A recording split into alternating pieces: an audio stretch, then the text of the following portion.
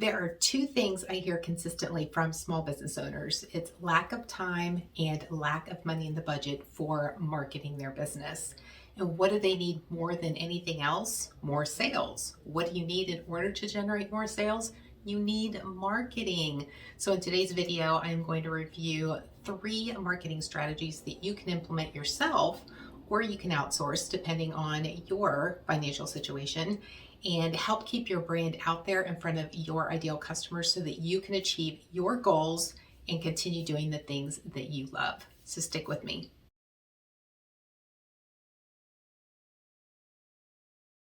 If you talk to any small business owner, it's likely going to be heard that one of the biggest things that they struggle with in their business is time.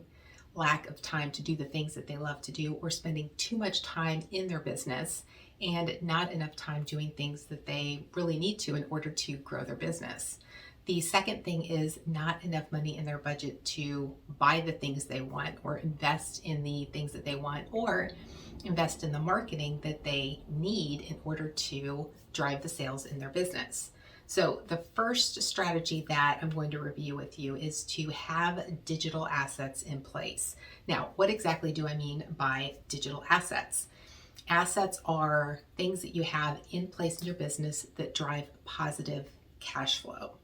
Things that you have to have in your business in order to, 1, have people find you, 2, create an opportunity to continue to follow you and engage with you, and 3, an opportunity to nurture that relationship along their customer journey until they decide to buy from you, is 1, a website. The second thing is an email sequencing campaign. And the third thing is to have high quality images and videos that you can use on your website or any place else that you are representing your brand online. The effectiveness of these digital assets really goes beyond just the quality of each one of them. It really goes through and really captures the design and attractiveness of those assets as well. If you don't have a well-designed or an attractive website, if you can get them there, that first impression is going to be everything. So you'll want to make sure that it's attractive and engaging, and you're giving them that next step that you want them to take right there on that page that you just brought them to. Whether it's your home page or you have a landing page that you're driving traffic to for a lead magnet or some type of downloadable document. Just make sure that that process is not only working for you, but by putting yourself in your ideal customers or your customers' shoes, then you can make sure that that process is working for them as well. The second strategy I wanted to share with you is to evaluate your SEO campaign. I know that this in itself can become a huge project, but you can keep it simple by knowing the keywords that your ideal customers are searching for in order to find you. And the Google AdWord Planner is a great resource for you to do that. You can also use Neil Patel's Uber Suggest, which will give you a lot of different data on the different keywords and the traffic, the volume, and the cost per click for those different keyword phrases. In fact, I did a video that includes that, which I will link to here. If you want to do some research on the different keywords that would be most effective for your website, then you can watch that video and get more information on that as well. You don't necessarily have to hire a full-time person for that, but you do need to have some type of plan in place in order to make sure that the keywords that your ideal customers are searching for your products and services for, that they're actually going to find you. The last thing that you want to do is be listed on page 3 or even farther in the search results, because you know what? Nobody goes to those pages. So you might as well not even exist. You'll want to make sure that you're going to land on page 1 as high up in the top as you can, or as closest to the top that you can. And page 2, of course, but really nobody really goes beyond page 2 in the Google search results, or any search results for that matter. We know people are searching for your products and services. The thing is we need them to find you.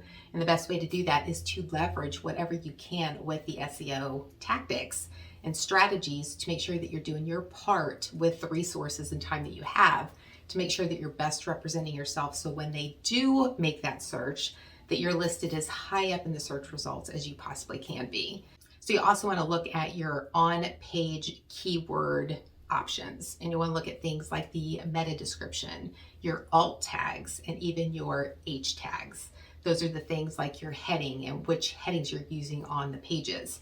If it's H1, that's going to be the highest priority for what Google searches, H2, H3, etc. So you'll want to make sure that you're using the right text headings when you're creating and designing each of your web pages.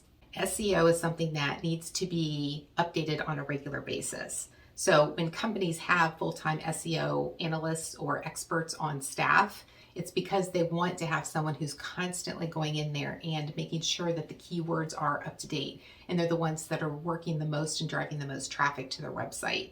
So as a small business, you may not have someone on staff, or can even have someone on staff at this point to focus on that, and that's okay. But you can take practices like what I'm sharing with you and incorporate it into your monthly updates. If you're going to do monthly reports, then maybe invest an hour or two in looking at what you can do to improve your SEO. What traffic's working? You can look at your Google Analytics and find what's working, what's not working, and also look at what's driving the most traffic and why it's driving the most traffic. Maybe that particular page on your website or that blog post had a different strategy or perspective applied to it that you might need to apply across all other ones, and make sure that you're maximizing the opportunities that you have with your website. In that time that someone's actually investing in searching, they find you and you want them to click on you. The third strategy I wanted to share with you today is social media and social media management. So one and the same. You'll want to make sure that you're on social media wherever your ideal customers are spending time. So you likely don't need to be on all of them. You don't need to be on YouTube and Facebook and Twitter and LinkedIn and Pinterest and Medium and all of them. What you need to do is just invest some time up front if you haven't already, and do some research to find out where your ideal customers are spending time, and then develop a plan for how you're going to connect with them and engage with them and help them understand how you can help them solve their problems in their business. Now, the thing is that when you look at your SEO that I just discussed in the last tip, and now social media, focusing on these two areas of marketing your business is really going to maximize the opportunities that you have to get in front of your ideal customers. SEO is going to help with people who are looking for your products and services. Social media is going to help with people who are looking for you or your brand. On social media, people want to connect with people. And in search, they want to find information, or they want to find solutions or products or options to consider purchasing. So looking at your social media and social media management strategies, that's going to help you stay in front of, connected, and engaging with your ideal customers on those particular platforms. Before you get started with social media, or if you're already on social media but just not actively engaging on those platforms, the first thing you want to do is research your ideal customers. Find out who they are, where they're spending time. The second thing that you're going to want to do is to listen. When you're on those different platforms and you see that that's an opportunity to connect with your ideal customers, really pay attention to what content they're posting. What's the conversation like? How are they sharing what problems they're encountering with their business with people in that group or on that platform? And when you listen, that's where you can really pick up the information as to how you can share the marketing messages and the information that you need to, that's going to really trigger an emotion with them, that's going to capture their attention, and then give them a reason to engage with you. Once you've created that opportunity and that engagement connection, now you've got permission, or you've earned that time with them to help them navigate their way to your website or to a landing page, or the opportunity to ask for a meeting. Send them a link to your calendar and have them go ahead and schedule that time on your calendar. And then that gives you an opportunity to take that conversation to a deeper, more intimate level, where you can learn more about them, their business, and how you might be able to help them solve their business problems. People don't have time to just spend time researching, reading, and trying to find people. So when they're making that time and effort to find you, then leverage that time to connect with them and engage with them and make it a very meaningful conversation that really is giving them information that can help them make that micro yes and continue the discussion with you so that you can nurture that process from beginning to end in their customer journey, from getting to know who you are, going through the know, like, and trust process until they ultimately buy from you. And creating that great user experience is what's going to help them stay with you, which then ultimately helps with the customer retention side of your business.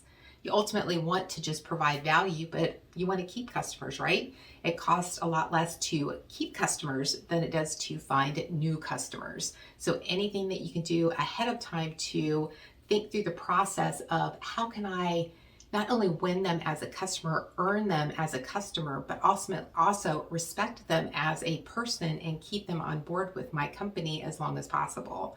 That ultimately is going to come from the value, the experience, and the service that you provide. That can all be done through your marketing efforts. All through these efforts, these strategies I've shared with you today, plus many other. And in fact, next week I'm going to share a video with you that's going to start talking about how you can incorporate storytelling into your marketing through the 6 steps of the customer journey. Define, which is understanding who your ideal customers are. Know, like, trust, buy, and retain. So I will go through each of those starting next week, which is March 17th. It'll be a 6-week series. And we'll start next week with identify your ideal customer avatars and how you can incorporate storytelling into that process from the very beginning, including why storytelling is so important to incorporate in your marketing message. So if you aren't already subscribed, hit that subscribe button, the bell notification, and you'll be reminded when new videos are uploaded each week.